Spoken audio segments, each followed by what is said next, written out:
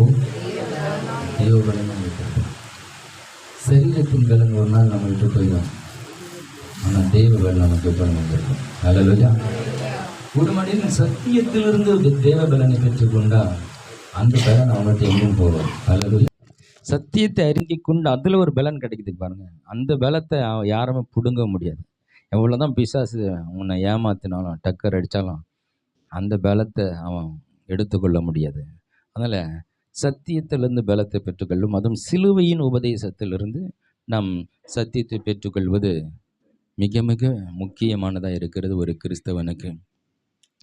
இந்த சத்தியம் சரியாய் போதிக்கப்படலை, அல்லது இந்த சிலுவையை பற்றின உபதேசத்தை சரியாக கேட்கல, அல்லது இந்த சிலுவையை சரியாக புரிஞ்சு கொள்ளாதவங்க தான் அநேக மக்கள் கிறிஸ்துவை விட்டு பின்மாறினதை என்னுடைய வாழ்க்கையில் நான் கண்டிருக்கிறேன்.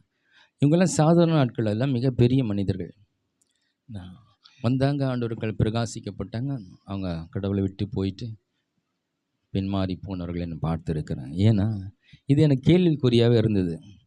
நிறைய பேர் ஆண்டவர் சமூகத்துக்கு வர்றாங்க, இந்த தெய்வத்தை விட்டுட்டு அவங்க எப்படி போகிறாங்க, அது விளங்கவே இல்லையே. எவ்வளோ நல்ல தேவன், இந்த தெய்வத்தை விட்டுட்டு அற்புதமான வேத வார்த்தைகள் வசனங்கள் எத்தனை அற்புதங்கள் பண்ணியிருக்கிறாரு. இதெல்லாம் இருந்து கூட இல்லையா, எங்காவது செங்கடல் பிளந்ததை பார்த்துக்க முடியுமா? பார்த்துருக்கு, பைபிளில் இருக்குது. எத்தனை விதமான அற்புதங்கள்லாம் செய்திருக்கிறார். இதெல்லாம் ஆண்டவர் செய்து, இதெல்லாம் வந்து சத்தியம், சரித்திரம் புத்தகம். ஏதோ கட்டுக்கதையை ஆதாரம் இல்லாமல் இல்லை. ஒரு 4000 வருஷம் முன்னே நடந்துங்க, இப்போ 1,00,000 வருஷத்துக்கு முன்னாடி நடந்துன்னு ஏதோ சொல்லிட்டு இருக்காங்க. அதுக்கு என்னென்னு எந்த ஆதாரம் இல்லை. ஆனால் நமக்குலாம் ஆதாரம் இருக்குது. அல்லேலூயா. சாலமன் வாழ்ந்தார், தாவீது வாழ்ந்தார், கோலியத்து இருந்தார், செங்கடல் பிளந்தது, எகிப்தில் இவங்க அடிமைகள் இருந்தாங்க, யோசேப்புங்க அதிபதி இருந்தார். அல்லேலூயா. இல்லையா? இந்த நோவா கப்பல் கூட அநேக நாட்களில் ஒரு கட்டுக்கதையாகவே இருந்தது. 300 அடி நீளத்துக்கு ஒரு கப்பலில் நோவா அந்த காலத்தில் கட்டியிருக்காரு. உலகம் முழுவதும் அதாவது எல்லா மலைகளுக்கு மேலே 15 முழ உயரத்துக்கு தண்ணி வந்ததுன்றாங்க. என்னங்க இதெல்லாம் நம்ப முடியுமா? இதெல்லாம் கட்டுக்கதையாக இருக்குல்ல, இது ஒரு பொய் கதை அப்படின்னு சொல்லிட்டு ரொம்ப வருஷங்கள் இப்படி தான் இருந்தது. நிறைய பேர் இது தேடிட்டு இருந்தாங்க. ஆமாம், அந்த பெரிய கப்பல் என்ன ஆச்சு, எங்கே இருக்குது, இப்போ என்ன இருக்கா இல்லையா, அழிஞ்சு போச்சா, அது ஒரு கேள்விக்குறியாக இருந்தது. ஆண்டவருக்கு தெரியும். இதெல்லாம் நீங்கள் கேள்வி கேட்பேன்னு. அல்லேலூயா. எல்லாத்துக்கும் ஆதாரம் வச்சிருக்கிற ஆண்டவர். அல்லேலூயா. பைபிள் இருக்க ஒவ்வொன்றுக்கும் தேவன் அங்கங்கே ஆதாரம் வச்சிருக்கிறார். பெதஸ்தாக்குள்ள இருந்து தான் இருந்தது. அல்லேலூயா. அங்கே இன்னும் இருக்கு, இன்னமும் இருக்குது. இப்படி பல ஆதாரங்கள் இருக்குது. இப்படி கேள்வி கேட்டு இருந்தபோது ஒருத்தர் இப்படி தான் வந்து இதை ஆராய்ச்சி பண்ணி நாசா விண்வெளி கழகத்திலேருந்து ஒரு மலையில் ஒரு இது மாதிரி தெரியுது அப்படின்னு சொல்லி ஒரு பெரிய பெரிய ஆராய்ச்சியாளர்கள்லாம் கூப்பிட்டு இந்த பகுதியில் இருக்குது, அந்த பகுதி தடை செய்யப்பட்ட ஒரு பகுதியாக இருக்குது, அந்த பக்கம் ஒரு எரிமலை குழம்புகள் வருகிற இடமா இருக்கிறதுனால இங்கே தடை பண்ணியிருக்கு, யாரும் போகக்கூடாது. பல வருஷமாக தடைகள் இருக்கு, அந்த பக்கம் யாரும் போகிறதில்ல. அது துருக்கியில் அரராத் மலையில் பைபிளில் இந்த துருக்கியில் இருக்க வேறு அரராத் மலையில் இந்த நோவாவுடைய கப்பல் நின்றதாக வேதம் சொல்லுகிறது. அந்த அரராத் மலை துருக்கியில் இருக்குது.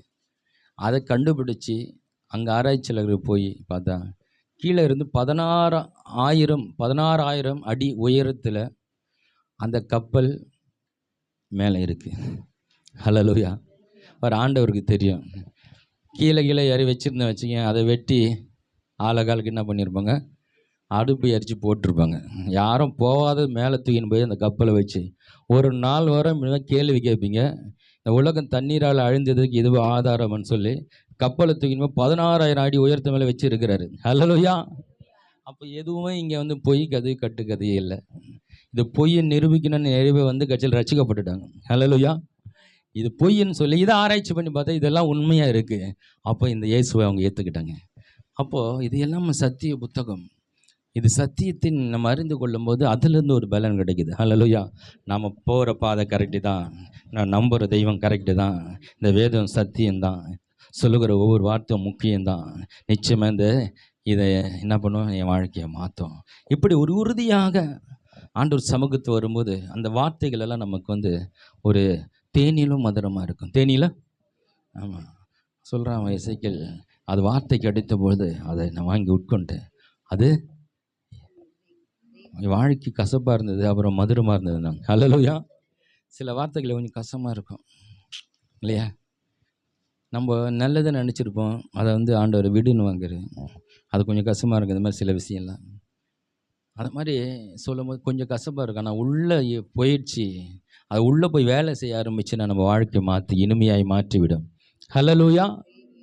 ஆமாம், நீ டாக்டர் கொடுக்குற மருந்தெல்லாம் கசப்பு தான் இல்லையா? சுகருக்கு மருந்து என்ன? சர்க்கரை இல்லை, கசப்பு. பாவக்காய் சாப்பிடுங்க, பாவக்காய். ஆமாம், பாவக்காய் சாப்பிட்டா சுகரு குறையும்ன்றான். ஏற்கனவே பாவக்காய் சாப்பிட்ருந்தா இந்த சுகர் ஒன்று வந்திருக்காதில்ல. கசப்பானதை விரும்பி சாப்பிட்றதில்ல, நம்ம இனிப்பாக இருக்கணும் இல்லையா? அற்ப சந்தோஷங்கள் தான் நமக்கு வாழ்க்கை. என்ன ஆனால் கஷ்டமான காரியம் கிட்ட போகிறதில்ல, அது போய் பார்த்தா தான் தெரியும். அதிலிருந்து கீழேருந்து மேலே வந்தால் தான் பெரிய மகிழ்ச்சி இருக்குது. ஹல்லேலூயா. சரி, இப்போ கர்த்தருடைய வார்த்தைக்கு நான் கடந்து செல்லலாம். இன்றைக்கி நான் உங்களுக்கு சொல்ல போகிறது கிறிஸ்துவின் சிந்தை. ஆமாம், கிறிஸ்துவின் சிந்தை என்பது பிதாவினுடைய சிந்தை தான் கிறிஸ்துவின் சிந்தை இல்லையா? அதாவது சிந்தைன்னா என்ன சொல்லலைன்னா எண்ணங்கள், நினைவுகள் இப்படி கூட சொல்லலாம் இல்லையா? சிந்திக்குது, யோசனை, இப்படி எல்லாமே அதனுடைய பிரான்ச்சு தான், எப்படி வேணால் சொல்லிக்கலாம். எண்ணங்கள், அப்புறம் சிந்தனை, அப்புறம் சிந்திப்பது, அப்புறம் யோசனை, இதெல்லாம் அதில் பொருந்தக்கூடியதாக இருக்குது. அப்போ கிறிஸ்துவின் சிந்தை நமக்கு இருக்கணும்னு வேதம் சொல்லுது. கிறிஸ்துவின் சிந்தை நமக்கு இருக்கணும்னு சொல்லி, கிறிஸ்துவின் சிந்தை என்பது என்னென்னா அதை பற்றி கொஞ்சம் பார்த்துட்டு வசனத்துக்குள்ளே போகலாம். கிறிஸ்துவுக்குள்ளே என்ன மாதிரி சிந்தை இருந்தது? கிறிஸ்துவின் சிந்தைன்றது அவர் தனிப்பட்ட எதுவும் ஒரு சிந்தை கிடையாது. இயேசுவுக்கு தனக்காக எதுவும் யோசித்து நம்ம ஒரு நல்ல கோட் சூட்டு எடுத்து போட்டு ஒரு வாட்டி போட்டு பார்க்கணும் இல்லையா? ஒரு வாட்டி காரில் போய் பார்த்துடலாம். நமக்கு இந்த மாதிரி சில ஆசைகள், என்ன கூட கார் ஓட்டணுன்னு ஆசை, அது மாதிரி ஆசை இருக்குது. ஆனால் அவருக்கு இந்த மாதிரி எந்த ஒரு சின்ன ஆசை கூட இல்லை. ஒரு வாட்டி பிரியாணி சாப்பிட்டு பார்த்துடணும், தலப்பாக்கட்டு பிரியாணி சாப்பிட்டுடணும், இல்லை எஸ்எஸ் பிரியாணி சாப்பிட்டுடணும். இதெல்லாம் நம்மளாம் சின்ன சின்ன ஆசை வச்சுருக்குல்ல. எதுவும் இத்தனை ஆசைகள் எல்லாம் நமக்காக. சின்ன வீடை கட்டி பார்த்துடணும், ஒரு காரை வாங்கிடணும், இந்த மாதிரிலாம் எல்லாமே நமக்காக தான். ஆனால் கிறிஸ்துவக்கிட்ட என்ன இல்லைன்னா தனக்காக எதுவுமே இல்லை. ஹல்லேலூயா. தனக்கு எது வேணுன்ற சிந்தை அவருக்கு கிடையாது. அவருடைய சிந்தையெல்லாம் பிதாவின் சிந்தையாக இருந்தது. பிதானுடைய சிந்தை மனுக்குலத்தின் சிந்தையாக இருக்குது. ஹல்லேலூயா. எப்படியாக இந்த மனுக்குலம் மீட்கப்படணும், ரட்சிக்கப்படணும், எப்படியாவது இவங்க நரகத்துக்கு தப்புவிக்கப்படணும், சாத்தானுடைய பிடியிலிருந்து வெளியே வந்து நான் அவங்களுக்காக வைத்திருக்கிற அந்த வாழ்க்கையை இவங்க வாழணும். இதுக்கு எப்படியாவது இந்த சத்தியம் உங்களுக்குள்ள போகணும், அவங்க விடுதலை பெறணும். இந்த சிந்தை தான் இயேசுக்குள்ளே இருந்தது, பிதாவுக்குள்ளே இருந்தது, இயேசுக்குள்ளே இருந்தது. இப்போ இயேசுவை அறிந்து கொண்டோம், ரட்சிக்கப்பட்டோம், சபைக்கு வருகிறோம் இல்லையா? இப்போ கிறிஸ்துவனாவது பெரிய விஷயம் இல்லை. ஒரு ஞானஸ்தானம் எடுத்துட்டு, ஞானஸ்தானம் எப்படி கொடுத்து ஆகணும்னு சிலர் எடுக்கிறாங்க. மனம் திரும்பி எடுக்கணும். சரி, மனம் திரும்பி எடுத்தாச்சு, சபைக்கு வந்தாச்சு.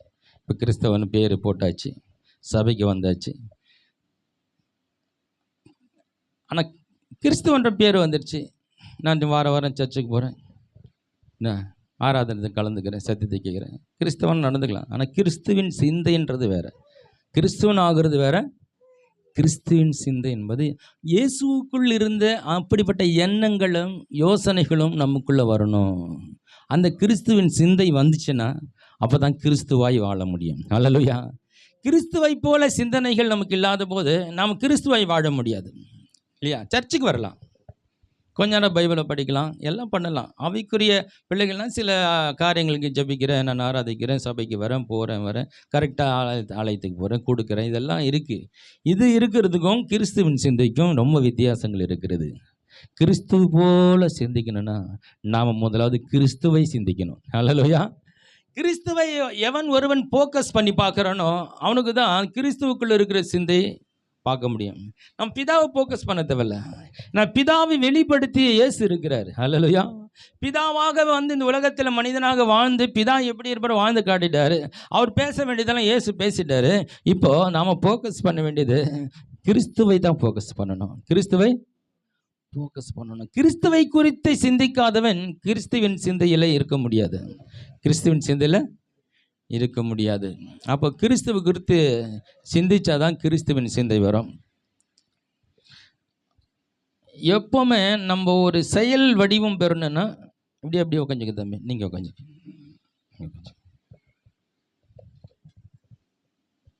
இந்த வருஷத்தில் ஆண்டவர் சீக்கிரத்தில் ஒரு பெரிய இடத்த ஆண்டவர் தருவார்.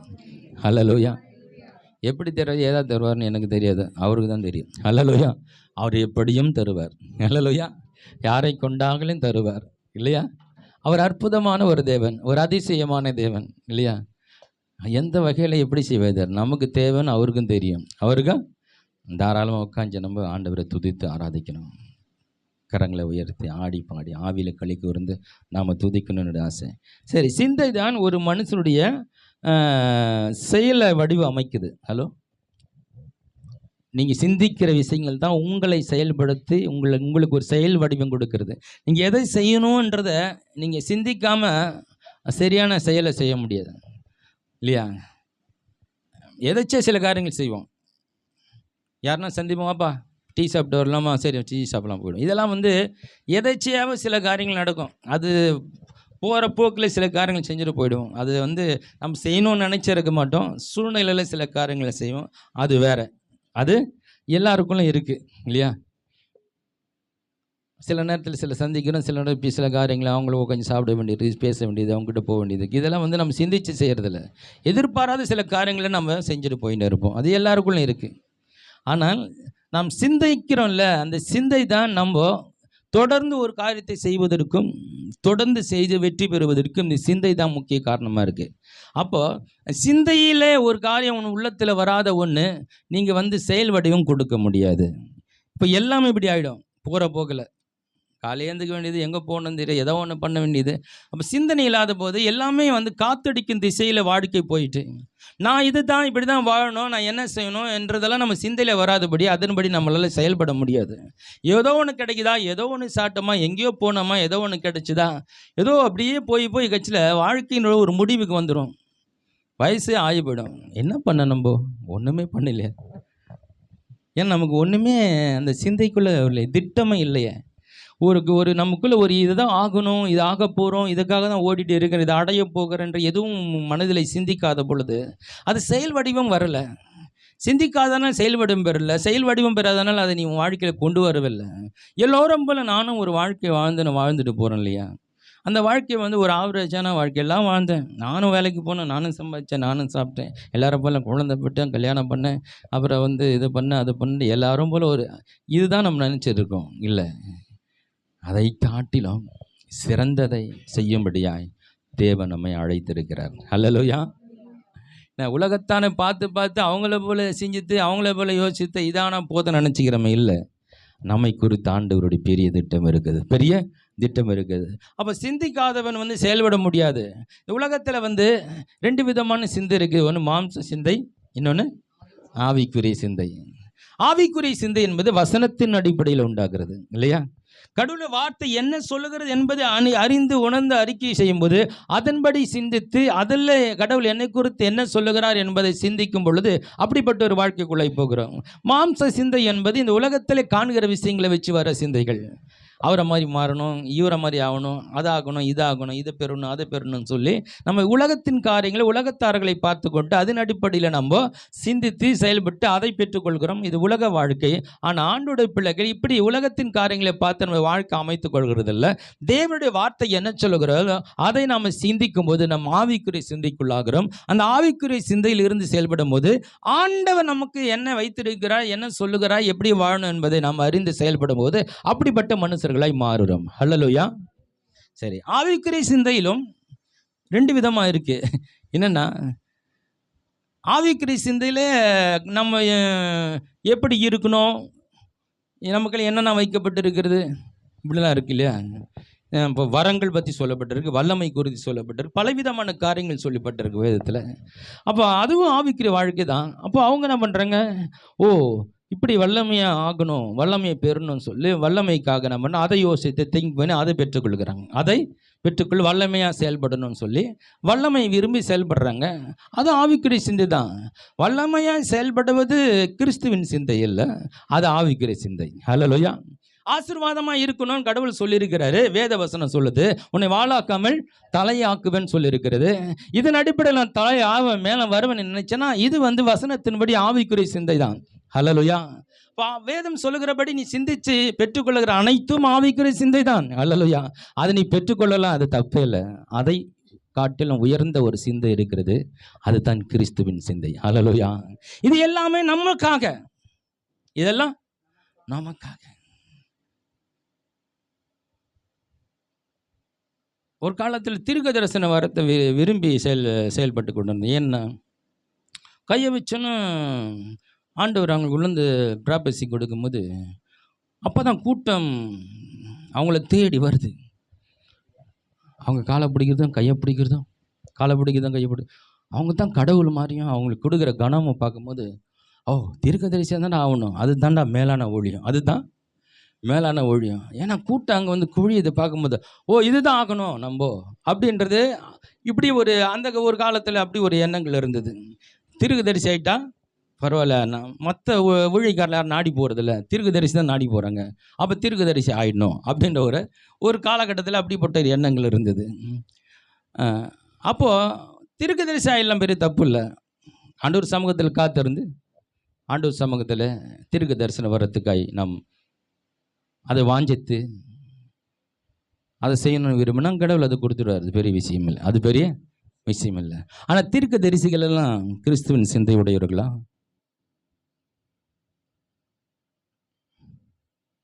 அதாவது கிறிஸ்துவின் சிந்தை என்பது தனக்காக எதையும் யோசிக்காம மற்றவர்களுக்காய் சிந்தித்து செயல்படுவது. ஹல்லேலூயா. அப்போ தீர்க்க தரிசிகளாக இருக்கலாம், வரம் பெற்றவர்களாக இருக்கலாம், அற்புதம் செய்கிறவர்களாக இருக்கலாம் இல்லையா, அல்லது ஆசீர்வாதமாக இருக்கலாம். இதெல்லாம் கடவுள் நமக்கு இருக்க ஆவிக்குரிய காரியங்கள். இது பெற்றுக்கொள்கிறது எந்த தவறில்லை. அதோட மேலான ஒன்று இருக்குது, அதுதான் கிறிஸ்துவின் சிந்தை. ஹல்லேலூயா. நான் இந்த பிறவி எடுத்ததை தெய்வ சித்தம் செய்வதற்காக. நான் இந்த உலகத்தில் வாழ்கிற என் தலைமுறையில் என்னால் எத்தனை பேர் வாழ்க்கையை மாற்றுவதற்கு நான் ஒரு காரணமாக இருக்க போகிறேன். மற்றவங்களை குறித்து யோசனை கொஞ்சம் கசப்பாக இருக்குதுல்ல.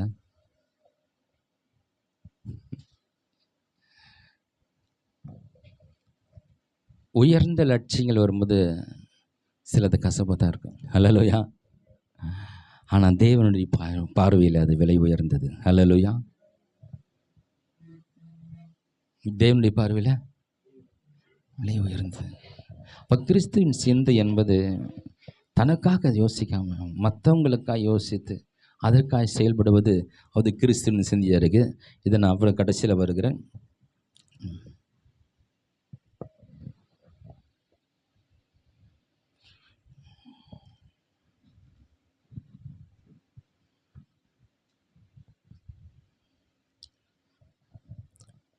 தேவனுடைய விருப்பம் என்னுடைய விருப்பம்.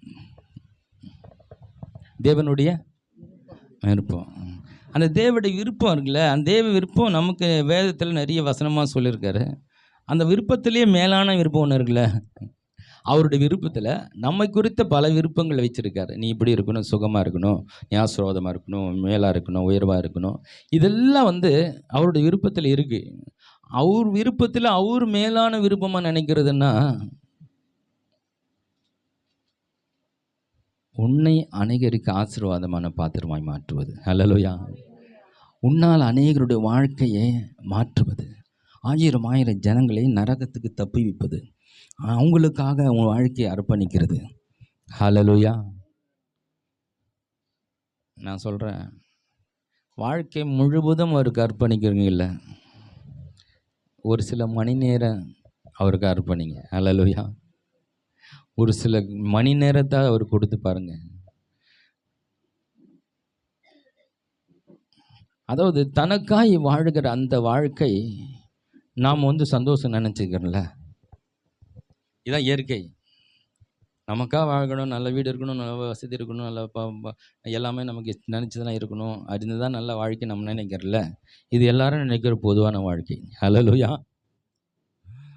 ஆனால் அதை காட்டிலும் என்னால் மற்றவர்கள் உயர்வுக்கும் ஆசீர்வாதத்துக்கும் ரட்சிப்பு அடைந்து அவங்க வாழ்க்கையில் அவங்க அந்த துக்கத்தில் இருக்கிற ஒரு ஆள் சந்தோஷப்படும் போது, கீழே இருக்கிற ஒரு ஆள் மேலே வரும் பொழுது, அழுது கொண்டு இருக்கிற ஒரு மனுஷன் சிரிக்கும் பொழுது, வியாதியில் இருக்கும்போது ஒருத்தர் சுகம் அடையும் பொழுது, இல்லையா, எல்லாவற்றையும் இழந்தவனுக்கு மீண்டு வரும் பொழுது, அதில் இருக்கிற சந்தோஷத்துக்கு உன் வாழ்க்கையில் நீ எதை அனுபவித்தாலும் சொந்தமாக அதுக்கு ஈடு கிடையாது. ஹல்லேலூயா. நான் வீடு கட்டிட்டேன், நான் நல்லா சம்பாதிச்சிட்டேன், நான் இதை வாங்கிட்டேன் அதை வாங்கிட்டேன்ட்டு இதெல்லாம் உலகத்தில் எல்லாரும் அடைஞ்சிடுறாங்க ஈஸியாக. ஹல்லேலூயா. ஆண்டவரே இல்லாமல் நடக்குது இதெல்லாம். ஆண்டவரே தெரியாது அவனுக்கு. அவனால சம்மதிக்கிறான், அவனும் வீடு கட்டுறான், அவனை நம்மளோட 4 மடங்கு 10 மடங்கு கோடியாக சம்பாரித்து வச்சுருக்கான். அவனுக்கு ஆண்டவருக்கு அவனுக்கு சம்மதம் இல்லை, ஆண்டவரை தொழுது கவலை இல்லை. அப்போது இது ஒரு சின்ன லட்சியமாக நான் நினச்சிட்டு இருந்தா நம்ம இன்னும் கடவுளை இன்னும் சரியாக புரிஞ்சுக்கல. ஹல்லேலூயா. அதை காட்டிலும் நமக்கே நம்ம ஆசீர்வாதமாக இருக்கிறத காட்டிலும் எல்லாருக்கும் ஆசீர்வாதமாக மாறுறோமே, அதுதான் ஆசீர்வாதம். ஹல்லேலூயா. இப்போது கடவுள் நம்ம ஆசீர்வாதமாக வச்சிருக்கிறது பார்ட் 1 ஆமாம், முதல் பகுதி. அது நீ ஆசீர்வதிக்கப்பட்டிருப்பது, நீ சந்தோஷப்படுவது, அது முதல் பகுதி. கிறிஸ்துவ வாழ்க்கையின் பார்ட் 1 தெரியுமா? நீ நல்லா இருக்கணும், நல்லா சம்பாதிக்கணும், குடும்ப சம்பாதம் இருக்கணும், நீ விடுதலை பெற்றணும், சுகம் பெற்றுக்கணும். பார்ட் 1 இது எல்லாமே நீங்கள் வாழ்க்கையில் பெற்றுக்கொள்வது தப்பு கிடையாது, பெற்றுக்கொள்ளணும் எல்லாரும். பார்ட் 2 இருக்குது. ஹல்லேலூயா. பார்ட் என்பது பெற்றுக்கொண்ட அனைத்தையும் தேவனுக்காக எப்படி நான் பயன்படுத்த பார்க்குறேன். ஹல்லேலூயா. என் வீட்டை கர்த்தருக்காக கொடுக்குறேன். ஹல்லேலூயா. என் சம்பாதியத்தில் ஆண்டவரே என் பாதையை கொடுக்குறேன். அவன் சொன்னான்ல, என்ன மனம் திரும்புதல் சகையுடைய வாழ்க்கையில், இல்லையா? ஒரே கொஞ்ச நேரத்தில் என்ன மனம் திரும்புதல் பாருங்களேன். ஏன் நாஸ்திய பாதையை நான் என்ன பண்ணுறேன்? ஏழைகளுக்கு கொடுக்குறேன். என்ன மாதிரி மனம் மாற்றம் பாருங்களேன். யாராவது அநியாயமாக வாங்க 4 மடங்கு திருப்பி கொடுத்துருவேன். பாவம், பேங்க்கில் போட்டால் கூட இவ்வளோ பணம் வராது. முன்னாடியே தெரிஞ்சுதான் நிறைய பேர் கொடுத்துருப்பாங்க. இந்த சகைக்கிட்ட கொடுத்தா 1 லட்சம் போட்டு அவன் 4 லட்சமாக திருப்பி தருவான்டா. எல்லாரும் சகைக்கிட்ட ஐயா வச்சுங்க, அவன் கேட்டால் இன்னும் எக்ஸ்ட்ரா கொடுத்துருப்பாங்க. ஏன்னா 4 மடங்கு திரும்பி வரப்போகுதுன்னு, இல்லையா? என்ன மாதிரி மனமாற்றம் பாருங்க. ஹல்லேலூயா. கர்த்தர் நல்லவர். அப்போ ஆவிக்குரிய சிந்தையில் 2 இருக்குது. ஒன்று நாம் ஆசீர்வாதமாக இருப்பது, இன்னொன்று நாம் மற்றவர்களுக்கு ஆசீர்வாதமாக இருப்பது. ஹல்லேலூயா. என்னிடத்தில் இருக்கிற அனைத்தையும் கிறிஸ்துவுக்காக மற்றவருடைய ஆசீர்வாதக்காய் மாற்றிக்கொள்வது. அது எதுவாக இருந்தாலும். ஹல்லேலூயா. பணமாக இருக்கலாம், திறமை இருக்கலாம், பேச்சாக இருக்கலாம், குரலாக இருக்கலாம், எது ஒன்றா இருக்கலாம். உன்னிடத்தில் அனைத்தையும் என் தேவனுக்காக, ஹல்லேலூயா, மற்றவர்களுக்காக கொடுக்குவது. எப்படி கொடுக்க முடியும்? கொடுத்து அவங்க வாழ்க்கையில் ஆசீர்வாதத்தை கொண்டு வர முடியும். அதான் கிறிஸ்துவின் சிந்தை. அதுதான் மற்றவர்களுக்காய் வாழ்கிற வாழ்க்கையே கிறிஸ்துவின் சிந்தையா இருக்கிறது.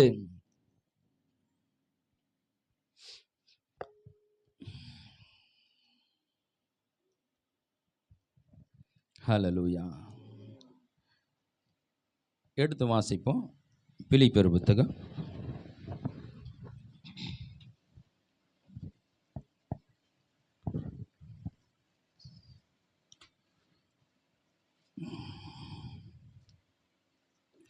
2ஆம் அதிகாரத்தை திருப்பிக் கொள்ளலாம்.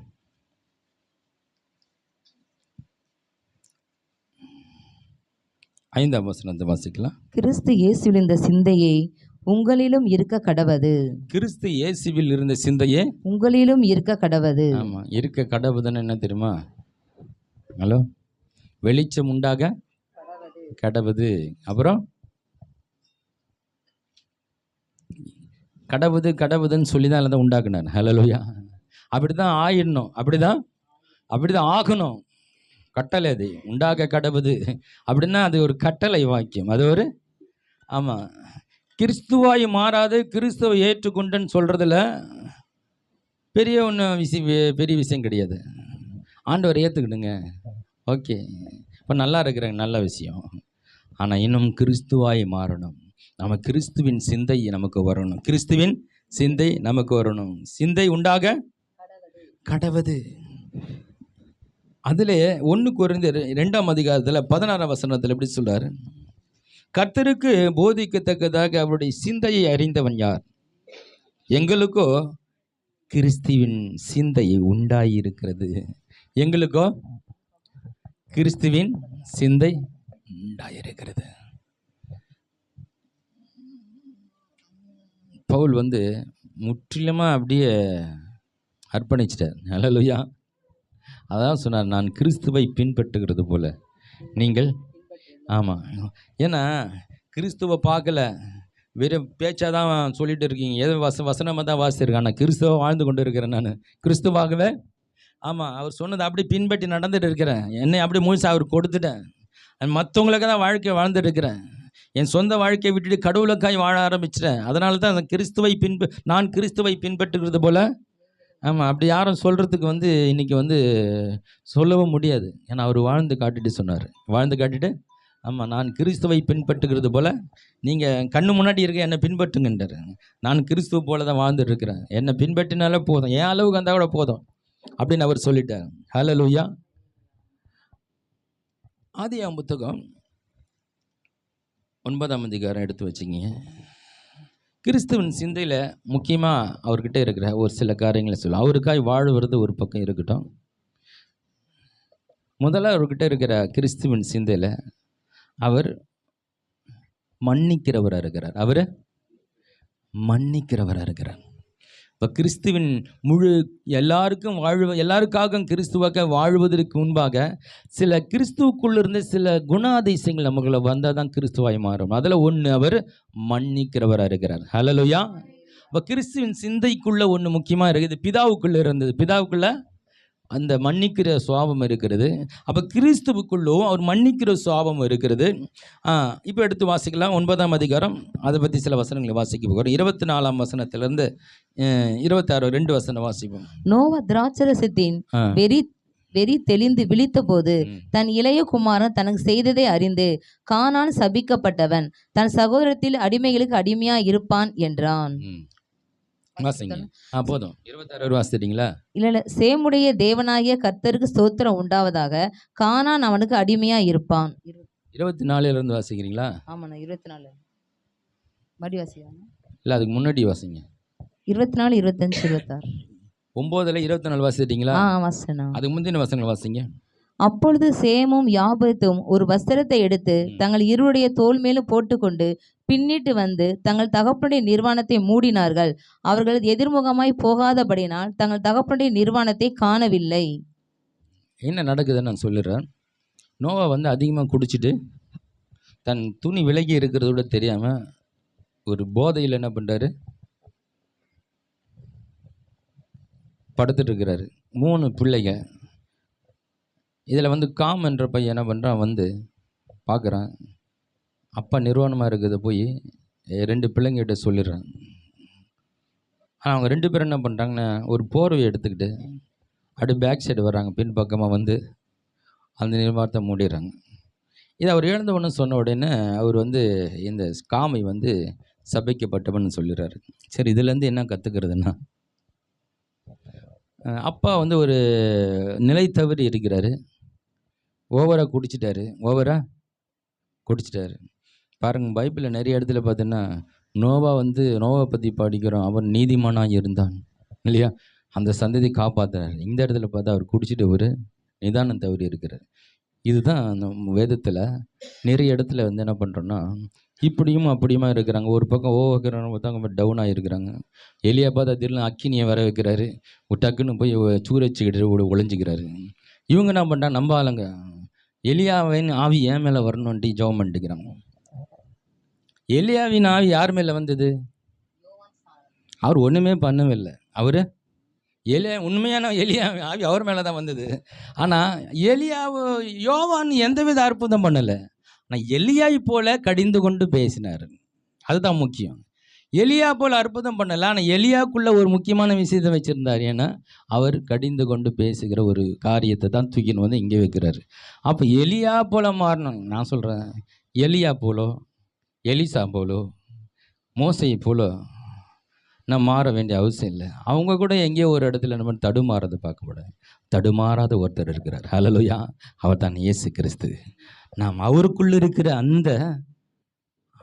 இருந்த அந்த கிறிஸ்துவின் ஆவி இல்லையா நமக்குள்ள வரட்டும். அந்த கிறிஸ்துவின் சிந்து நமக்குள்ள வரட்டும். நாம் யாரு போல மாறத்தோல, இயேசு போல மாறுவோமே. ஹல்லேலூயா! அதுக்கு மேலே வேற யாரும் இல்லையே. அதுக்கு மேலே ஆமாம். அப்போது எலியா கிட்டேருந்து நம்ம சில காரியம் கற்றுக்கொள்ளலாம், தப்பு இல்லை. மோசே கிட்டேருந்து சில காரியங்களை கற்றுக்கொள்கிறது தப்பு இல்லை. அவங்ககிட்ட இருந்து சில சிறந்த நல்ல விஷயங்களாக இருக்குல்ல, அதை எடுத்துக்கலாம். ஆனால் எலியா போரில், எலிசா போரில் நம்ம மோசை போல மாற வேண்டிய அவசியம் இல்லை. நாம் இயேசு போல மாறுவதற்கு அழைக்கப்பட்டிருக்கிறோம். ஹல்லேலூயா! அதில் அவங்கள பழைய ஏற்பாட்டு தீர்க்கதரிசிகள், நாம் அவரை காட்டிலும் விசேஷமானவர்களாக இருக்கிறோம். ஹல்லேலூயா! அவங்களாம் என்ன தன்னுடைய பாவங்களுக்கு மாடுகளினுடைய ரத்தத்தை பலி செலுத்தினார்கள். நமக்காக பரிசுத்தமுள்ள மாசற்ற குற்றமற்ற ரத்தம் நமக்காக சிந்தப்பட்டு நாம் பரிசுத்தமாக்கப்பட்டு இருக்கிறோம். ஹல்லேலூயா! அவர்களை காட்டில் நாம் விசேஷமானவர்களாக இருக்கிறோம். ஹல்லேலூயா! நாம் இயேசு போல மாறுவதற்காக அழைக்கப்பட்டு இருக்கிறோம். அப்போ ஒருவருடைய குற்றத்தை கொண்டு போய் பரப்பி விடுறது, ஆமாம், தவறுகளை பரப்புவதனால் நமக்கு சாபங்கள் வரும். ஹலோ, மற்றவங்கள தவறில் என்ன பண்ணோம், மூட பழகிக்கணும். ஆமாம், அதை பற்றி பேசுறது குறை வேண்டாம். மற்றவங்களை குறைகளை எடுத்து பேசுறதுனால அதனால் ஆசீர்வாதம் வராது. அதனால் ஆமாம், இது நமக்கு இது ரொம்ப அவசியமான ஒரு சத்தியம். ஹலோ, அநேக நேரங்களில் கிறிஸ்தவர்கள் பண்ணுற நேரங்களில் ஆண்டோடைய பிள்ளைகளாயிட்டு கூட இதை இந்த மாதிரி வசனங்கள் நம்ம உள்ளே வரணும். நம்ம ஜீவியமாக மாறணும். ஏதோ சபைக்கு வருகிறோம், வெறும் ஒரு நல்ல ஆசீர்வாதமாக இருப்போம் இன்னும் கேட்கும்போது சந்தோஷம் வருது. ஆனால் நம்ம பெற்றுக்கொள்ள வேண்டிய சத்தியம் இருக்கிறது, நம்ம மாற்றிக்கொள்ள வேண்டிய சத்தியங்கள் இருக்கிறது. ரெண்டுத்தையும் படிக்கணும். ஹல்லேலூயா! இல்லையா? தேவன் செய்ய வேண்டியதே தேவன் செய்வார். நாம செய்ய வேண்டிய சில வேலைகளை நாம செய்யணும். ஹல்லேலூயா! அப்போ தேவன் என்ன விரும்புகிறார் என்னால், அவர் வல்லமை உள்ளவர், அவர் நீதி உள்ளவர், அவர் ஞானி, பரிசுத்தர், அவருக்கு நிகரே கிடையாது. இல்லையா? அவருக்கு யாரை நிகராய் காட்ட முடியும்? அப்படிப்பட்ட ஒரு தேவன் நம்மோடு கூட இணைந்து செயல்பட விரும்புகிறார். ஹல்லேலூயா! நம்ம ஞானி இல்லை, நம்ம பெரிய புத்திசாலி இல்லை, நம்ம பேர் சொல்கிற மாதிரி அவருக்கு ஈக்குவலாக இல்லை, அவரோட ஒரு 2% கூட இருக்க மாட்டேன். அந்த அளவுக்கு அவருடைய ஞானம், அறிவும், புத்தியும், வல்லமை எல்லாம் நிறைந்து இருக்கிறது. ஆனால் அவ்வளோ பெரியவராக இருந்து கூட அவர் நம்மோடு சேர்ந்து பயணிக்க விரும்புகிறார். ஹல்லேலூயா! அவரோடு எந்த அளவுக்கு புரிந்து கொண்டு அவரோடு இசைந்து வாழ்கிறோமோ அந்த அளவுக்கு நம்முடைய வாழ்க்கையில் மிகப்பெரிய வெற்றிகளை, சக்ஸஸை நம்ம உலகத்தில் நம்ம பார்க்க முடியும். ஹல்லேலூயா! இதுதான் கிறிஸ்துவ வாழ்க்கை. இதுதான். ஆமாம், வாரத்துக்கு ஒரு நாள் சல்யூட் போட்டு போகிறதில்ல. ஹலோ, ஆண்டவரே ஸ்தோத்திரம் ஐயா, ஞாயிற்றுக்கிழமை வந்துட்டு நானும் சர்ச்சுக்கு போனேன். இல்லை, அவரோட இணை பிரியாமல் அவரோடு சேர்ந்து வாழுகிற வாழ்க்கையை நாம் தேர்ந்தெடுக்கணும். அவர் நம்மோடு சேர்ந்து வாழ அவர் விரும்புகிறார். எத்தனை பேருக்கு தெரியும்? கர்த்தர் உங்களோடு சேர்ந்து நடக்க விரும்புகிறார், உங்களோடு பேச விரும்புகிறார், உங்களோடு உறவாட விரும்புகிறார், உங்கள் உறவை நாடுகிற ஒரு தெய்வம். நீ மட்டும் அவரோட இணைஞ்சுன்னா உன் வாழ்க்கையில் இருக்கிற எல்லாத்தையும் தூக்கி போட்டு ஆண்டவர் பெரிய வாழ்க்கை உனக்கு கொடுத்துருவார். ஹல்லேலூயா! என்னங்க எவ்வளோ பெரிய தேவன் நம்ம கூட நடக்கிறாருங்க. அவருடைய ஆலோசனை கேட்டு நடந்துட்டீங்களா அப்படின்னாங்க அவங்க வாழ்க்கையில் தோல்வி எங்கெங்க இருக்கு. ஹல்லேலூயா! இல்லையா? சின்ன விஷயத்த சொன்னார்னா அதை செஞ்சுன்னா உங்கள் வாழ்க்கையில எல்லாமே தாறுமாறாக மாறிடும். ஹல்லேலூயா! பாருங்கள், எவ்வளோ ஒரு கடவுள் நமக்கு பெரிய காரியத்தை வச்சிருக்கிறாரு. நாம் அவர்கிட்ட நெருங்கிறத ஆமாம், மனிதரோடு நெருங்க விரும்புகிறோம்.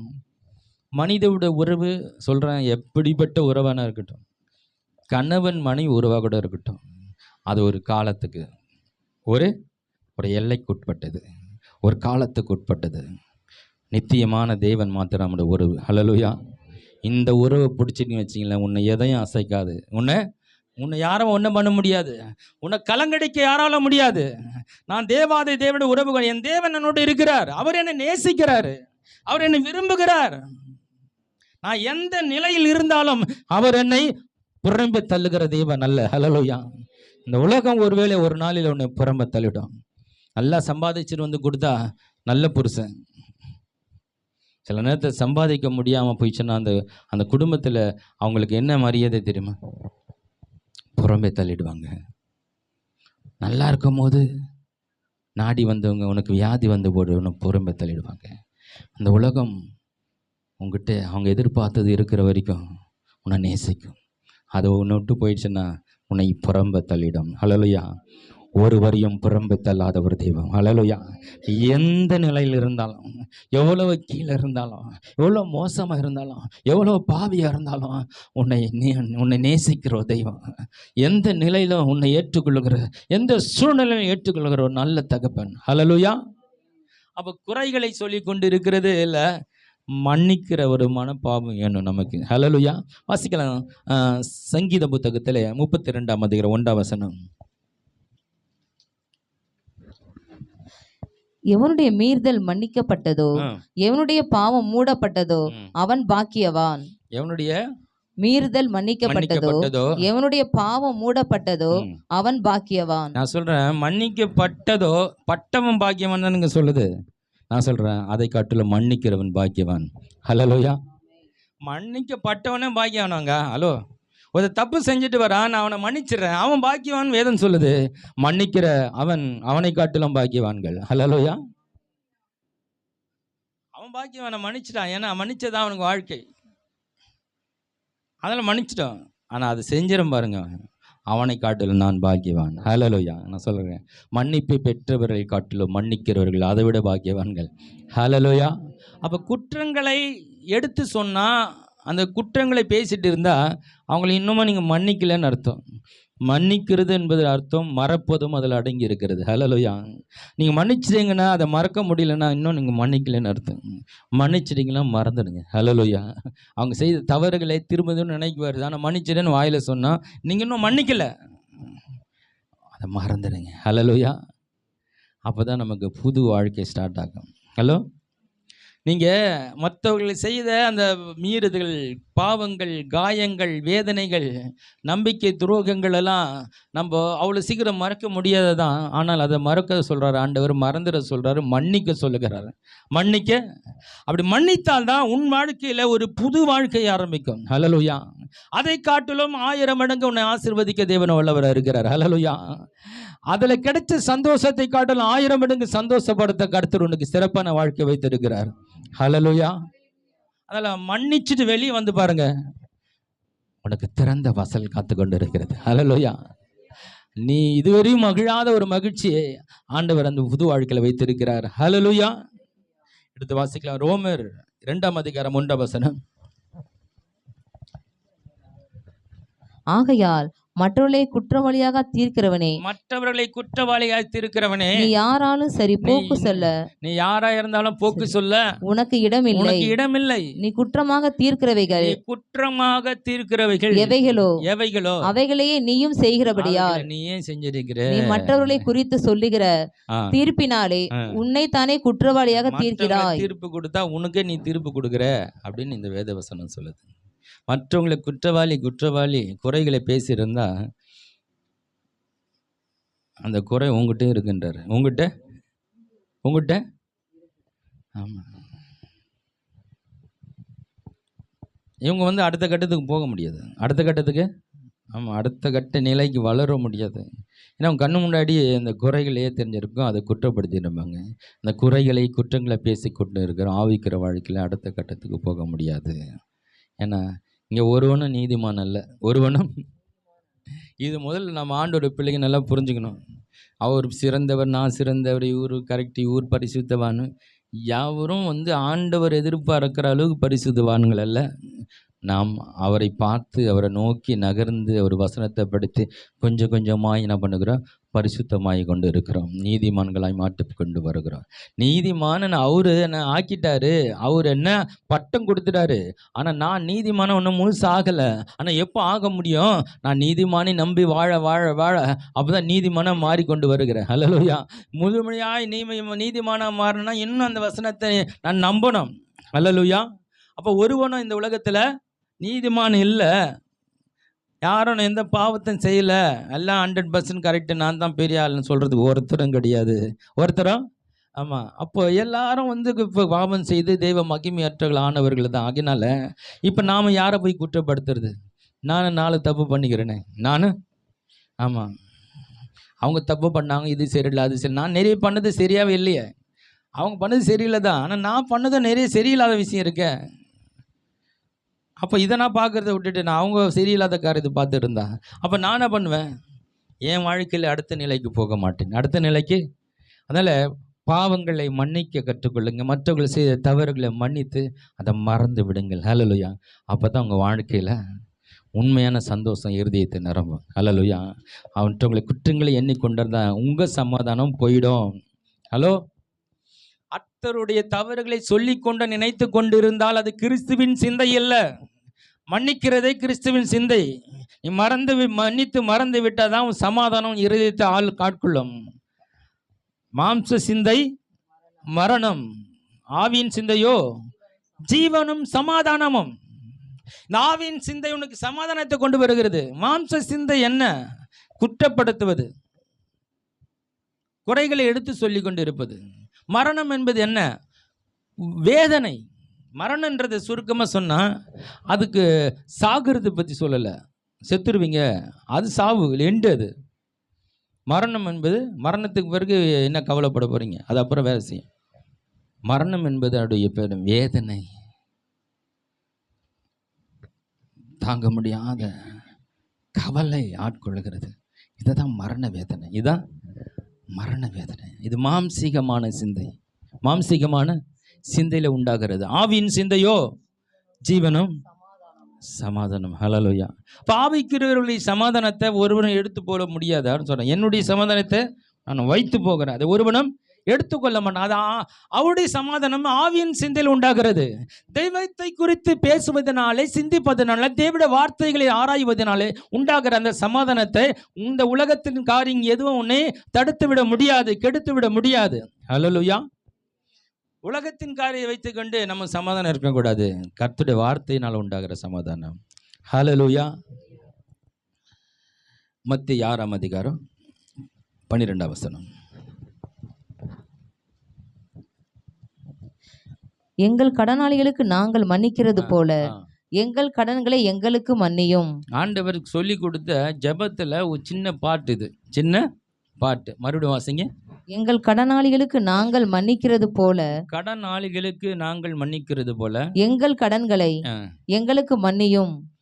பாருங்க, ஜெபம் பண்றதோட மிக முக்கியமான ஒரு ரகசியத்தை இந்த இதுல வைக்கிறார் ஆண்டவர். ஜெபத்தை சொல்லி கொடுக்கும் பொழுது அதை எப்படி சொல்லித்தரேன்னா, எங்கள் கடனாளிகளுக்கு நாங்கள் மன்னிக்கிறது போல. இப்போ மன்னிக்கிறது போல மன்னிச்சவன் தான் ஜெபத்தை பண்ண முடியும். ஹலோ. யார் ஜெபம் பண்ண முடியும்? மன்னிச்சவன் தான் ஜெபம் பண்ண முடியும். அப்படி தான் சொல்லி கொடுக்குறாரு. நாங்கள் எங்கள் கடனாளிகளுக்கு மன்னிக்கிறது போல. இப்போ நாங்கள் மன்னிக்கிறவன் தான் இந்த ஜெபத்தை பண்ண முடியும்.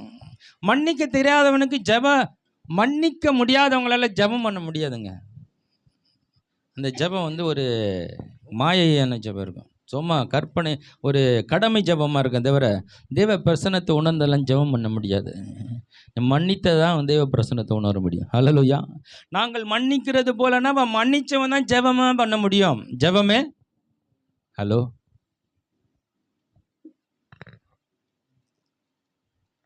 நிறைய பேருக்கு ஜெப வாழ்க்கையே இல்லை. நிறைய பேருக்கு ஜெப வாழ்க்கை இல்லை, தேவனோட உறவு இல்லை. நிறைய பேருக்கு என்ன இல்லைன்னா லிஸ்ட்டு ஜெபம் வச்சுருக்காங்க. லிஸ்ட்டு. ஆமாம். புரவிஷன் சோப் மாதிரி 5 கிலோ எண்ணெய், 25 கிலோ மூட்டை அரிசி இந்த மாதத்துக்கு போயிட்டு என்ன பண்ணணும், டெய்லி சொல்லிட்டு வந்துடணும். டெய்லி ஆண்டவர்கிட்ட போய் சொல்லிவிட்டு நைட்டு போனாராம், காலையில் வந்தாராம் இயேசு. திருப்பி விடிய காலையில் எழுந்து போனாராம், தனிமையான ஒரு இடத்துக்கு போனாராம். போய் என்ன பண்ண, ரொம்ப நேரம் ஜெபம் பண்ணார். ரொம்ப நேரம் ஜெபம் பண்ணாராம். அவர் என்ன நம்மளை மாதிரி லிஸ்ட் எடுத்துன்னு போனார்னு நினைக்கிறீங்களா? இல்லை அவருக்கு என்ன தேவைப்படுதா? அவர் விசுவாசத்துக்கு கண்ணை மூடி கண்ணை தெரியல வர வைப்பார். ஹல்லேலூயா.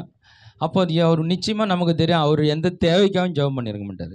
இப்போ நைட்டெல்லாம் என்னப்பா பண்ண, என்ன நைட்டெல்லாம் உட்காந்து பிதா கிட்ட எந்த விண்ணப்பமும் கிடையாது, எதுவும் கேட்டு பெற்றுக்கொள்ள அவசியமாக கிடையாது. இப்போ நைட்டெல்லாம் அந்த பிதாவோடு என்ன பண்ணிட்டு இருந்தீங்க? அவர் உறவு கொண்டார். ஹல்லேலூயா. தன் தகப்பன் தன்னை நேசிக்கிற தகப்பனோட உறவு கொண்டு இருந்தார். ஹல்லேலூயா. அப்பாவுக்கு ஒருவரை அன்பு கூர்ந்து நேசித்து உறவாடி கொண்டு இருந்தார். ஹல்லேலூயா. 2 பேரும் பேசி கொண்டு இருந்தாங்க. ஹல்லேலூயா. கடவுளோடு பேசுங்க, அதுதாங்க ஜெபம். விண்ணப்பம் எல்லாம் ஒரு சின்ன பாட்டு. தம் தேவைகளுக்கு ஜெபிக்கிறது தப்பு கிடையாது. அந்த தேவையை ஒரே வார்த்தையில் நீ பூர்த்தி செய்திடலாம். ஹல்லேலூயா. 5000 பேருக்கு சாப்பாடு வேணும்னா ஆண்டவர் இந்த அப்பத்தை ஆசீர்வதிக்கிறேன்னு சொன்ன ஒரே வார்த்தையில் 20,000 பேர் சாப்பிட்டாங்க, 12 கூட மிச்சம் எடுத்தாங்க. ஒரே வார்த்தை தான். ஹல்லேலூயா. உன் பிரச்சனைக்கு ஒரு வார்த்தையில் முடிச்சிடலாம். ஆனால் தேவனோட உறவு ரொம்ப முக்கியம். ஹல்லேலூயா. அதுக்காக தேவனோடு போங்க, அதுக்காக காத்துடுங்க, ஆண்டோட உறவு கொள்ளுங்க, பாடுங்க, துதிங்க, ஆராதனை செய்யுங்க, தெய்வ பிரசன்னத்தை உருவங்க. உண்மையிலே சொல்கிறேன், தேவ பிரசன்னத்தை உணர்ந்து நீங்கள் ஜெபிக்க கற்றுக்கொண்டால் உங்களை ஜெபத்தை விட்டு உங்களால் எழுந்து வர முடியாது. ஹலோ, நல்லா புரிஞ்சுக்கிங்க. உண்மையாக தெய்வ பிரசன்னத்தை உணர்ந்து ஜெபிக்கிற அனுபவத்துக்கு நீங்கள் வந்துட்டீங்கன்னா ஜெபத்தை சீக்கிரம் முடிச்சுட்டு உங்களால் வர முடியாது. கொஞ்சம் நேரம் பண்ண மாதிரி இருக்கும், பார்த்தா 1 மணி நேரம் ஆகிட்டு இருக்கும். கொஞ்சம் நேரம் தான் ஆயமாக இருக்கும், பார்த்தா 2 மணி நேரம் ஆகிட்டு இருக்கும். மணிக்கண்ணுக்காக ஜெபிக்கிறவங்களா மாறுவீங்க. ஹல்லேலூயா. தேவனுடைய உறவு வேணும், தேவனுடைய உறவு வேணும். அப்போது ஜெபம் பண்ணணுன்னா முதல்ல மன்னிச்சுட்டு வரணும். அப்போ தான் தெய்வ சமாதானத்துக்குள்ளே வர முடியும், பிரசன்னத்துக்குள்ளே வர முடியும். மன்னிக்கிற சுவாபம் இல்லாதவங்க தெய்வ பிரசன்னத்துக்குள்ளே போகிறது ரொம்ப கஷ்டம். நல்லா மன்னிச்சுட்டு வாங்க. லூக்கா 15:11 தெரிஞ்ச சம்பவம் தான்.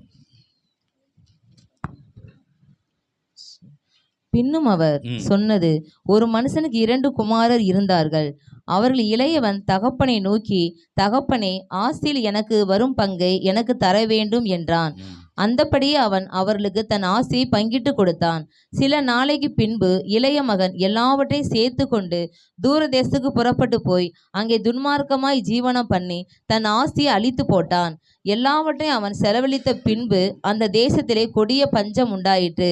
அப்பொழுது அவன் குறைவுபடத் தொடங்கி அந்த தேசத்து குடிகளில் ஒருவனிடத்தில் போய் ஒட்டி கொண்டான். அந்த குடியானவன் அவனை தன் வயல்களில் பன்றிகளை மேய்க்கும்படி அனுப்பினான். அப்பொழுது பன்றிகள் திங்கிற தவிட்டினாலே தன் வயிற்றை நிரப்ப ஆசையாயிருந்தான். ஒருவனும் அதை அவனுக்கு கொடுக்கவில்லை. அவனுக்கு புத்தி தெளிந்தபோது அவன், என் தகப்பனுடைய ஊழியக்காரர் எத்தனையோ பேருக்கு பூர்த்தியான சாப்பாடு இருக்கிறது, நானும் பசியினால் சாகிறேன். நான் எழுந்து என் தகப்பனிடத்திற்கு போய், தகப்பனே, பரத்துக்கு விரோதமாகவும் உமக்கு முன்பாகவும் பாவம் செய்தேன். இனிமேல் உம்முடைய குமார் என்று சொல்லப்படுவதற்கு நான் பாத்திரன் அல்ல.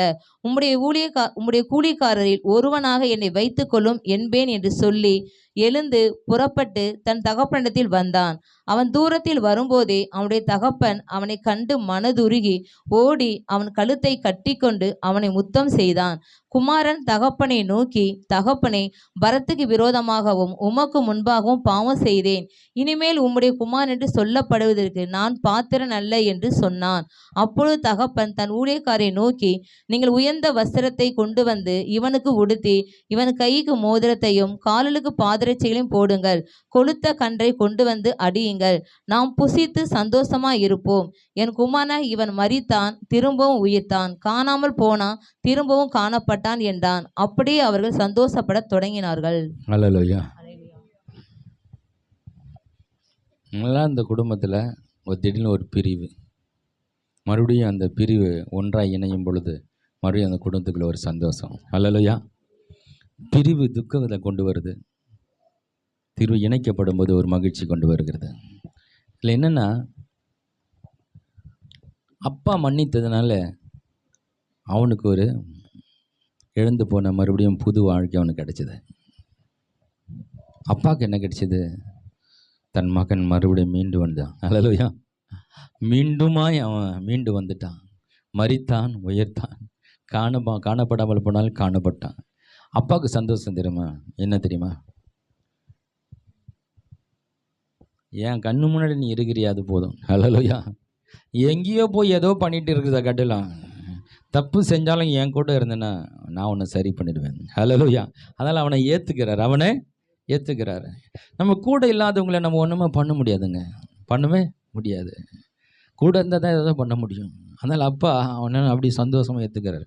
பரவாயில்ல, அது என்கிட்ட வந்துட்டல, நான் உன்னை பார்த்துக்கிறேன். ஹல்லேலூயா. என்னை விட்டு போய் என்னென்னோ பண்ண, கவலைப்பட்ட, கஷ்டப்பட்ட, பட்டினியாக இருந்த, வேதனைப்பட்ட, இந்த அப்பா உணர்ந்து வந்துட்டேன்ல, இந்த அப்பா நல்லவன் நம்பி வந்துட்டேன்ல, உனக்கு இனிமேல் நல்ல ராஜ யோகம் தான். ஹல்லேலூயா. நீ உனக்கு சந்தோஷத்துக்கு இனிமேல் குறைவே கிடையாது. உன்னுடைய வயிற்றுக்கு இனிமேல் குறையே கிடையாது. ஆண்டவர் பாருங்க, நான் உங்களுக்கு சொல்கிறேன், ஆண்டோட பிரசனத்தை உணர முடியல. நான் சபைக்கு ஒரு ஜட மாதிரி வந்துட்டு போகிறேங்க. ஆராதனையில் என்னால் பிரசனத்தை உணர முடியல. சத்தியத்தை கேட்கும் போது கடவுள் பேசுகிறாருன்னு என்னால் உணர முடியல. ஜபத்தில் உட்காரணுன்னா என்னால் ஜபம் பண்ணுறதுக்கு எனக்கு விருப்பம் இல்லை. பைபிள் படிக்கலான்னு விருப்பம் இல்லைன்னா நான் உங்களுக்கு சொல்கிறேன், நீ ஆண்டவரை விட்டு கொஞ்சம் தூரமாக இருக்கிறீங்கன்னு அர்த்தம். ஹலோ, ஆண்டவர் விட்டு கொஞ்சம் தூரமாக போய் ஏதோ உங்களை பின்தள்ளி வைத்திருக்கிறது. ஏதோ ஒரு காரியத்தை நீங்கள் திரும்ப திரும்ப யோசிக்கிறீங்களோ, என்ன பண்ணுறீங்களோ தெரில. நீங்கள் அதை விட்டு வாங்க. இயேசு உங்களை சேர்த்துக்கொள்ள அவர் அன்பாக இருக்கிறார். ஹல்லேலூயா. என்ன தப்பு பண்ணியிருந்தாலும் உன்னை மன்னித்து ஏற்றுக்கொள்வதற்கு அவர் தயாராக இருக்கிறார். ஆண்டவரே, முழுசாக அவங்ககிட்ட வரேன்ப்பா, எனக்கு சொல்லித்தாங்கணும் எப்படி வாழணும். ஏன் சுய எண்ணத்தில் போய் எதையும் செஞ்சு நான் எப்படியோ வாழ்ந்துட்டேன்ப்பா, நீங்கள் பெரிய ஞானியாக இருக்கீங்க, நீ எல்லாம் கரெக்டாக செய்கிறீங்க, என் வாழ்க்கையை முழுசாக நமக்கு கொடுக்குறேன்னு சொல்லி நீ திரும்பி ஒரு ஸ்டெப்பு வச்சு பாருங்கள். அவன் அங்கே வருவதை கண்டு இவர் இங்கேருந்து ஓடி போய் கட்டி பிடித்து மாறி மாறி முத்தமிட்டு என்ன பண்ணுறாரு, ஒரு வரி கூட அவனை கேட்காம உடனே இவனுக்கு உயர்ந்த வஸ்திரத்தை போடுங்க, மோதிரத்தை அணிங்க, பாதரட்சை போடுங்க, கண்டு குட்டி அடிங்கன்னு சொல்லி ஒரே கொண்டாட்டம் தான். ஹல்லேலூயா. நான் சொல்கிறேன், நீ ஆண்டவர் விட்டு கொஞ்சம் தூரம் போயிருக்கலாம், அவன் வருகையை தேவன் காத்து கொண்டு இருக்கிறார், பார்த்து கொண்டு இருக்கிறார். திரும்பி வந்துடுறேன்பா முழுசான்னு சொல்லிட்டு வந்தேன்னு வச்சிங்களேன், உனக்காக ஒரு பெரிய விருந்து பண்ணி வைத்திருக்கிறார். ஹல்லேலூயா. நீயும் சந்தோஷப்படுவ, அவரும் சந்தோஷப்படுவார், எல்லாரும் சந்தோஷப்படுற ஒரு வாழ்க்கை கடவுள் உனக்கு வைத்திருக்கிறார். ஹல்லேலூயா. உன்னை ஏற்றுக்கொள்வதற்காக தேவன் இருகரம் விரித்து காத்து கொண்டிருக்கிறார். அவர் தினந்தோறும் அவங்க தகப்பன் அந்த வீட்டு வாசல்னு அந்த திருவழியா திரும்ப பார்ப்பார். தினந்தோறும் பார்த்துறேன், என் மகன் என்னை விட்டு போனானே, எனக்கு திரும்பி வர மாட்டானான்னு சொல்லி ஒவ்வொரு நாளும் வீட்டு வாசலில் அந்த மகன் வருவானா ஒவ்வொரு நாளும் அவன் போன ஒவ்வொரு நாளும் திரும்ப வரமாட்டானா என்னிடத்தில் வரமாட்டானான்னு சொல்லி அவர் அந்த வாசல் என்ன பார்த்து கொண்டு இருப்பாரான். ஒரு நாள் வருகிறான், உருவழைந்து இருக்கிறான், சோறு தண்ணி இல்லாமல் பட்டினியாயி, அது போட்டிருந்த துணியெல்லாம் அது கிழிந்து போய் அழுக்காக்கி தாடி வளர்ந்து உருமாறி எலும்பா தோலுமாய் அவனை அவன் பிள்ளைன்னு போன விதமாக இல்லை, அவன் வேறு விதமாக மாறி இருக்கிறான். ஆனாலும் தன் அப்பாவுக்கு தெரியுது. ஹல்லேலூயா. அவர் தன் முகத்தை பார்க்கிறவர் இல்லையே, உள்ளத்தை பார்க்கிறவராச்சே. ஹல்லேலூயா. அந்த முகத்தை பார்க்கல, அவர் உள்ளத்தை பார்க்கிறாரு.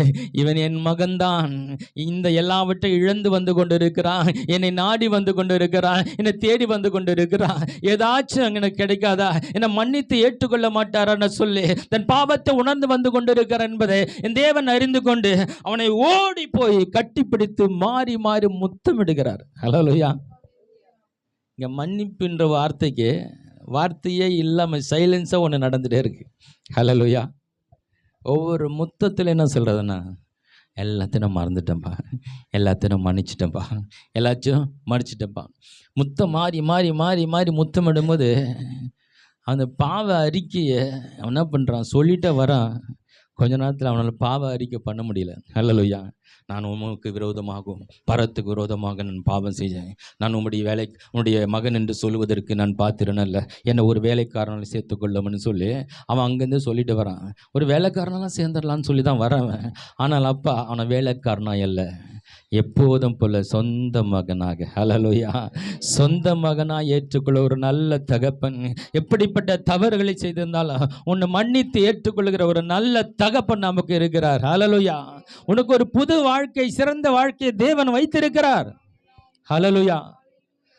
இந்த உலகத்துல உன்னை சந்தோஷப்படுத்தக்கூடிய யாருமே கிடையாது, உன்னை சந்தோஷப்படுத்துகிற ஒரு தேவன் இருக்கிறார். ஹல்லேலூயா. அவருக்கு தெரியும் உன் துக்கத்தை எப்படி சந்தோஷமா மாத்தணும்னு, உன் குறைவை எப்படி நிறைவாக்கணும்னு அவருக்கு தெரியும். முழுசா வந்துருங்க, முழுசா கொடுத்துருங்க. ஆண்டவரே, என் ஆவி ஆத்மா சரீரத்தை முழுசா தருகிறேன்ப்பா, முழுசா அர்ப்பணிக்கிறேன். எனக்கு சொல்லித்தாங்க, எனக்கு தெரியல, தெரியாம தான் நான் இதை செஞ்சுட்டேன், தெரியாம தான் அந்த ரூட்டில் போயிட்டேன், புரியாம தான் நான் அங்கே போயிட்டேன். நீங்கள் இப்போ முழுசாக வந்திருக்கிறேன், எனக்கு நீங்கள் சொல்லித்தாங்க. உண்மை விட சிறந்ததை உலகத்தில் யாருமே சொல்லித்தர முடியாது. நான் முழுசாக தரேன்னு சொல்லி பாருங்கள், உங்கள் வாழ்க்கையை எப்படி மாத்துறேன்னு. ஹல்லேலூயா. கற்பனைக்கு எட்டாத அளவுக்கு உன்னை ஆசீர்வதிக்கிற ஒரு தேவன். ஹல்லேலூயா. சாலமன் கேட்டான், இந்த திரளான ஜனங்களை எப்படிப்பா விசாரிப்பேன்? எனக்கு கொஞ்சம் ஞானத்தை கொடுத்துருப்பா, கொஞ்சம் ஞானத்தை கொடுத்துரு. நான் சொன்னார், ஞானத்தையும் தரேன், இன்னும் செல்வத்தையும் சேர்த்து கொடுத்துறேன். ஹல்லேலூயா. அதாவது நம்ம ஏதோ ஒரு காரியத்தை தேடி ஆண்டவர் சமூகத்து வந்து இது கிடைச்சா போதும் ஆண்டவரே நினச்சி நம்ம ஆண்டவர் சமூகத்து வந்தாங்க. உண்மையாக ஒரு சமூகத்து வரும்போது ஆண்டவர் இன்னும் சேர்த்து 4-5 சேர்த்து கொடுக்குறாரு. ஹல்லேலூயா. இந்த கூடதெல்லாம் வைத்துக்கொள்ளும். ஹல்லேலூயா. முதலாவது தேவனுடைய ராஜ்யத்தை நீதியை தேடுங்கள், அப்போது இவைகள் எல்லாம் உனக்கு கூட கொடுக்கப்படும். ஹல்லேலூயா. நீ இன்னும் கேட்காத விஷயத்தை நிறைய சேர்த்து கொடுக்குற ஒரு தேவன் இருக்கிறார். ஹல்லேலூயா. நீ ஒரே சந்தோஷத்தை தானே கேட்ட, சந்தோஷம் சமாதானம் மொத்தம் இன்னும் நிறைய சேர்த்து ஆசீர்வாதம் கொடுத்து உன்னை மகிழ்ச்சியாய் நடத்துகிற ஒரு நல்ல தகப்பு நமக்கு உண்டு. ஹல்லேலூயா. கண்களை மூடுவோம். கிறிஸ்து மன்னிக்கிறவர். கிறிஸ்துவின் சிந்தை